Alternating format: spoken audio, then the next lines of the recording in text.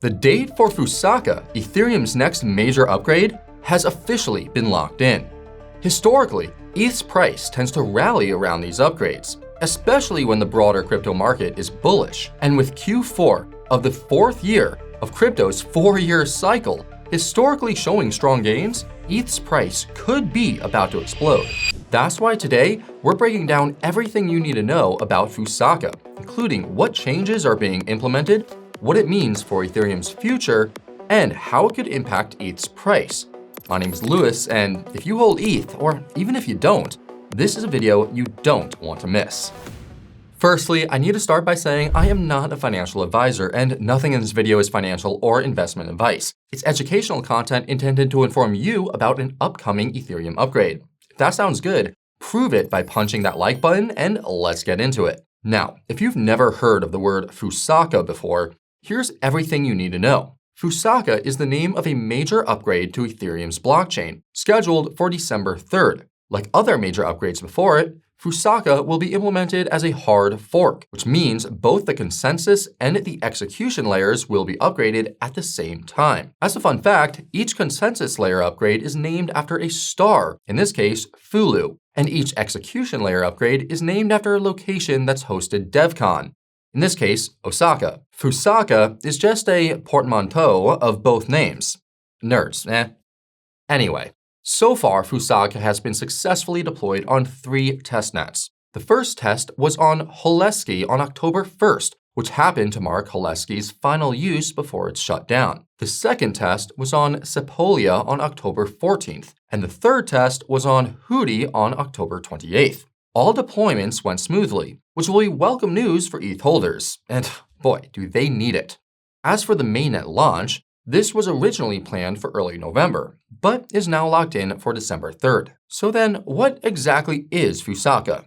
Well, in short, it's an implementation of 12 upgrades called Ethereum Improvement Proposals, or EIPs. Each EIP adjusts a different technical aspect of the Ethereum network, aiming toward a common goal: increasing scalability at the layer 1 level. So let's go through each EIP and see what they bring to the table. Fair warning though, this can get a bit technical, but we'll do our best to keep things simple. We'll go through them in numerical order for simplicity's sake. The first EIP is EIP 7594, known as Pure DOS, the star of the show. Pure DOS, which stands for Pure Data Availability Sampling, allows Ethereum nodes to store just a fraction of data while verifying the transaction. This boosts data capacity for rollups, cuts transaction costs, and sets the stage for Ethereum to compete with higher speed blockchains. The second is EIP 7642,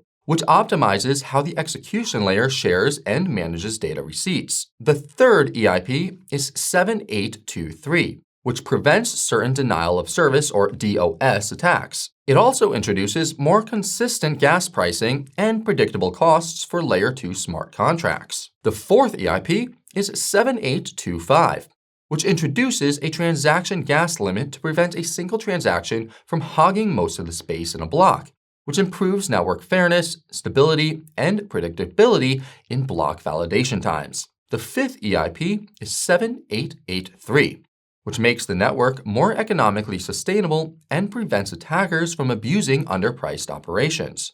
The sixth EIP is 7892, which gives Ethereum more flexibility to meet proliferating Layer 2 data demands and helps builders plan scaling more predictably. The seventh EIP is 7917, which lets validators know in advance who will propose future blocks, instead of finding out at the start of each epoch, improving efficiency.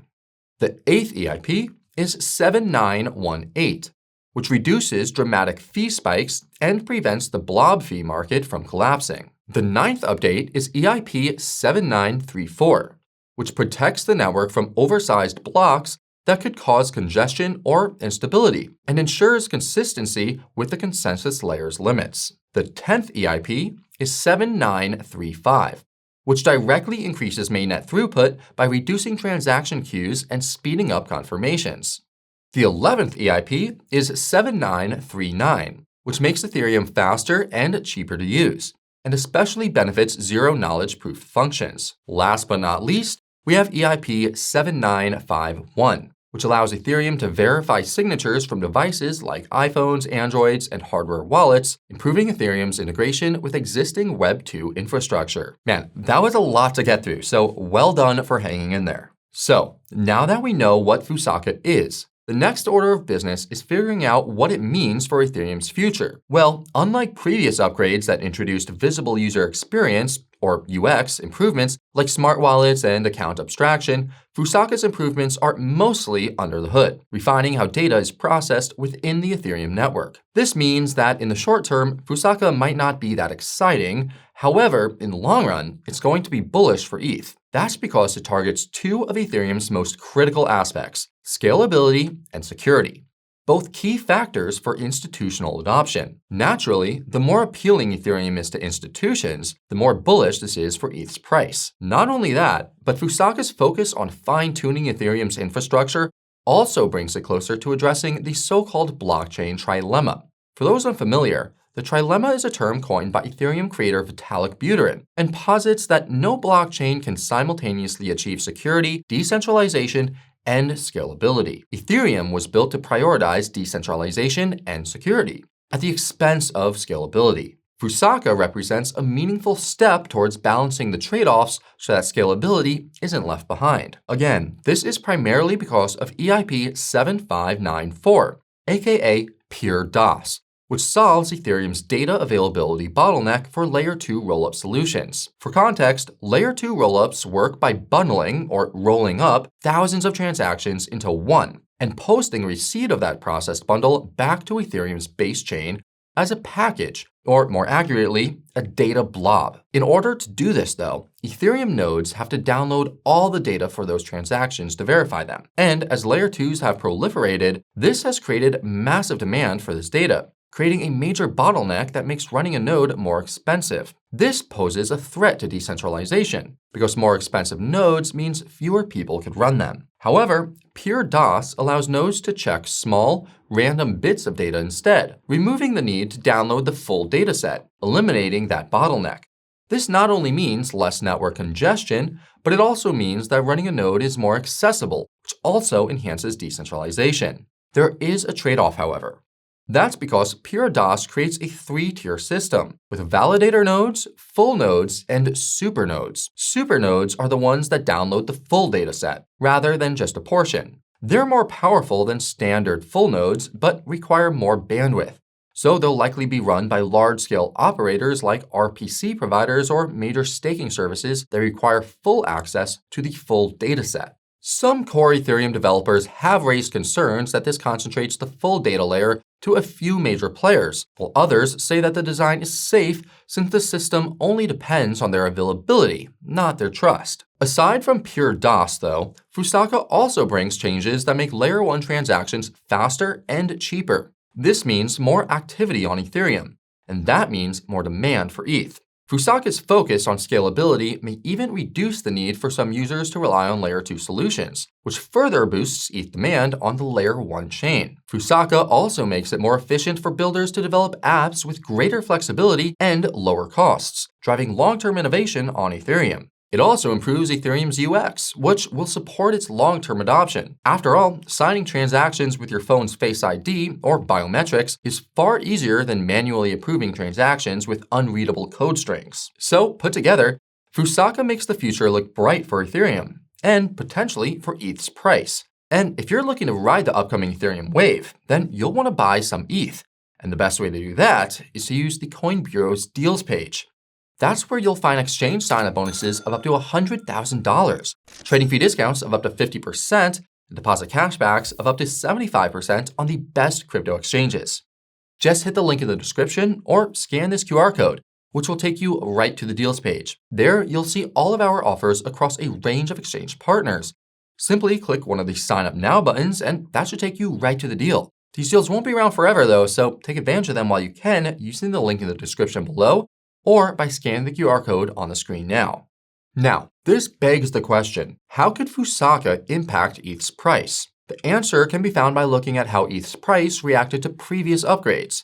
After all, history doesn't repeat, but it does rhyme. Let's start with the merge, which is without question Ethereum's most important and most complex upgrade to date.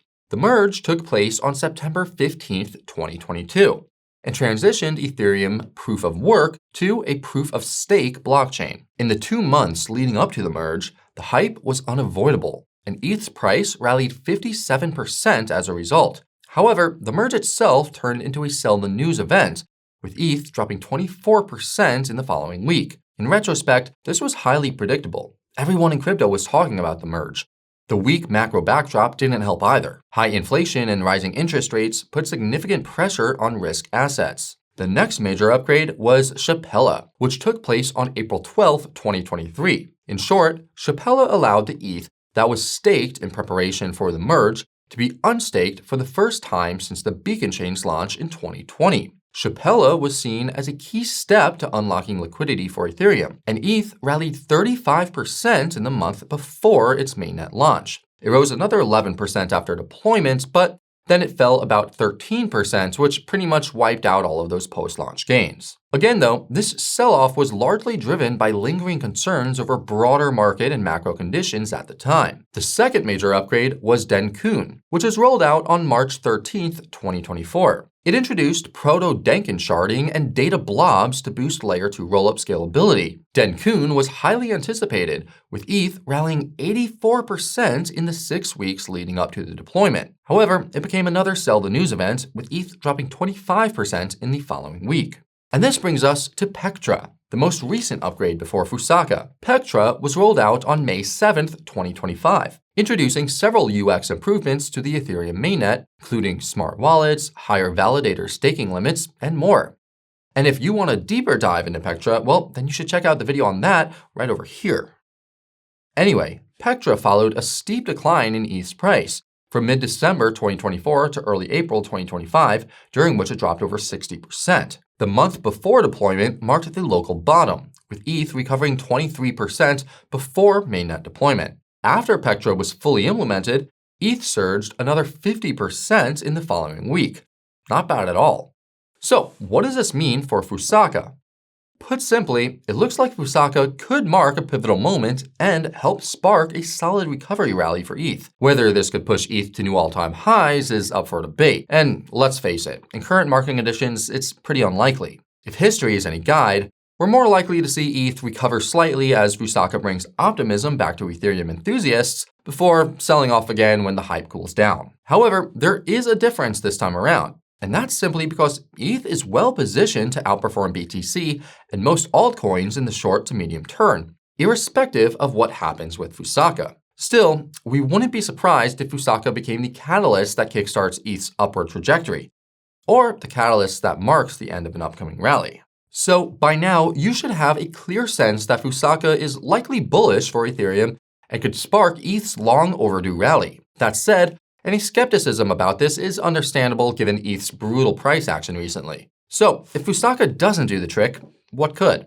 Well, there are several things to look forward to, but perhaps the most exciting is the pending staked spot Ethereum ETFs. As we already know, the standard spot ETFs already let traditional and institutional investors gain indirect exposure to ETH. Adding staking rewards takes it a step further, offering institutions something they cannot resist: an additional yield on their capital. This is precisely why major asset managers like BlackRock, Fidelity, and Van Eck have applied to include staking features in their Ethereum ETF filings. The only real obstacle currently is the recent US government shutdown, which will hopefully be over by the time that you see this video. Once the shutdown is over, these ETFs are likely to be among the first to get the green light, potentially bringing in waves of institutional and retail capital. On that note, you might have noticed that Ethereum has recently been laser-focused on institutional adoption. Ether Realized launched in January last year to drive Ethereum's adoption on Wall Street. And recently, the Ethereum Foundation also launched a specialized institutions website, which pitches Ethereum as, quote, the institutional liquidity layer. These sales pitches position Ethereum as the blockchain of choice for large investors. Its long track record, robust technology, and institutional-grade security make it ideal for tokenized real-world assets, DeFi, and stablecoin transactions. And given that Ethereum already dominates these markets, ETH's price is likely to benefit most from the resulting hype. It's also worth noting that there will be many more upgrades after Fusaka. One that Ethereum devs are already working on is Glamsterdam, which will be Ethereum's next hard fork after Fusaka. There's no set date yet, but the target is the first half of 2026. The goal is to make Ethereum more censorship resistant and further enhance its scalability. And if all of that wasn't enough, there's also the SEC's Innovation Exemption Order, which Chairman Paul Atkins aims to roll out ASAP. That would give crypto firms a regulated sandbox to experiment with new business models and products on-chain, without the immediate threat of enforcement action or compliance burdens. Ethereum's dominance in crypto means its Layer 1 and its Layer 2s stand to benefit most from this on-chain innovation and experimentation. Now, taking everything discussed, it's clear that even without Fusaka, Ethereum is well positioned for adoption and growth. That said, this all depends on the crypto and macro backdrop being bullish enough to sustain demand. Naturally, this raises the question, what challenges could Ethereum face if things don't go as planned? Well, the obvious risk is that Fusaka's mainnet deployment doesn't go smoothly. Any bugs or technical issues would undoubtedly shake investors' confidence, both for existing retail ETH holders and institutions seeking the most reliable blockchain. There's also a chance that Fusaka could turn out to be a bit of a nothing burger. Make no mistake, Fusaka's impact on scalability makes it a game changer. But, as mentioned earlier, the upgrade works mostly under the hood. So while Fusaka could help with ETH's price pivot upward, there's a chance that it might not generate the hype necessary for new all-time highs. Beyond Fusaka, though, ETH also faces pressures from other fronts. One notable factor is Ethereum treasury companies, which ironically have been a major driver of ETH's recent rallies. However, following the record $20 billion liquidation event on October 10th, crypto prices, including ETH, have been pretty much down only. This has forced some Ethereum treasury companies to sell some of their ETH reserves to stay afloat, adding additional downward pressure on the market. The caveat, though, is that ETH appears to have reached oversold territory and is likely bottomed out on its Bitcoin pair. This means that ETH could outperform BTC and many altcoins in the near future.